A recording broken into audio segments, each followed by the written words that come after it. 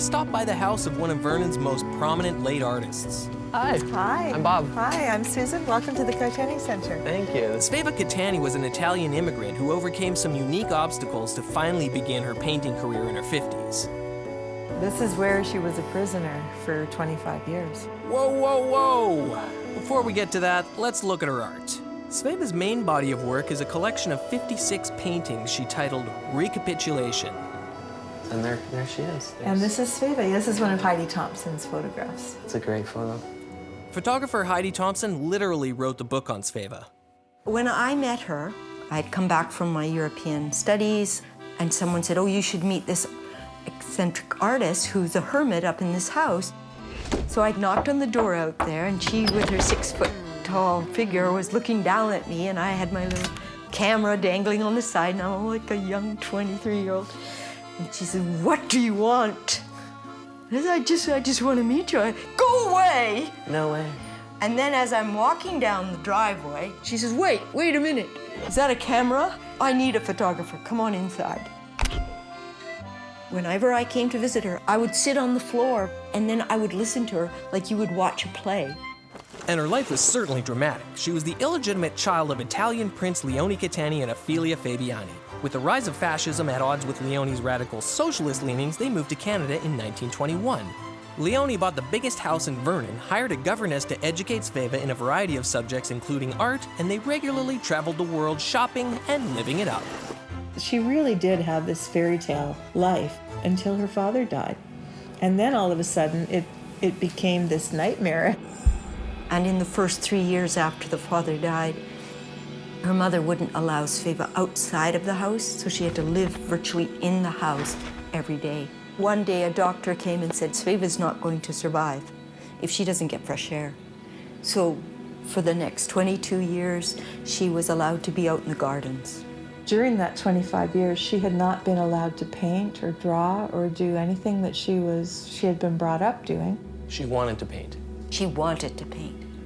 So that was the hardest part for her.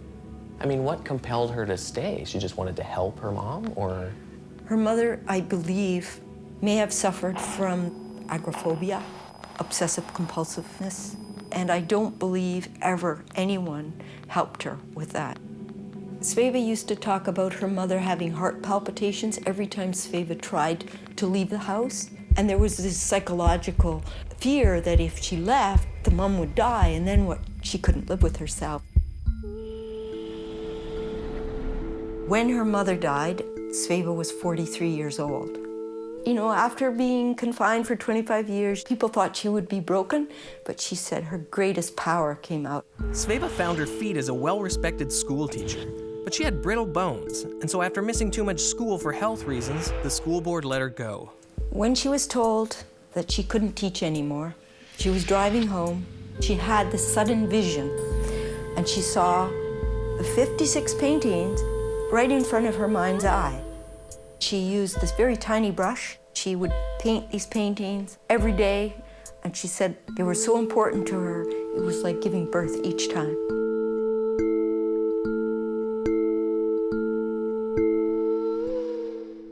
How would you describe her art? Because she was so isolated, is rooted in her past and in history and literature. And so this is cool. a Ganesha, and this is actually a study for one of the final pieces that she did in Recapitulation. She has a small Ganesha in the center, surrounded by all the animals. So, yeah.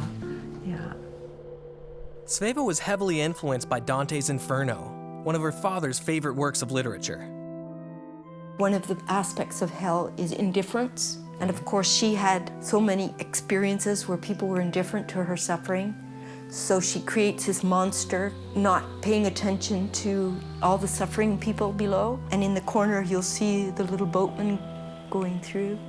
The boatman is always, in every painting, you see them being brought across different episodes of her life. It's very difficult art. And maybe only a few literary experts could really understand what she was doing. So still a mystery, may always be a mystery, but it's so well done. It's beautifully done.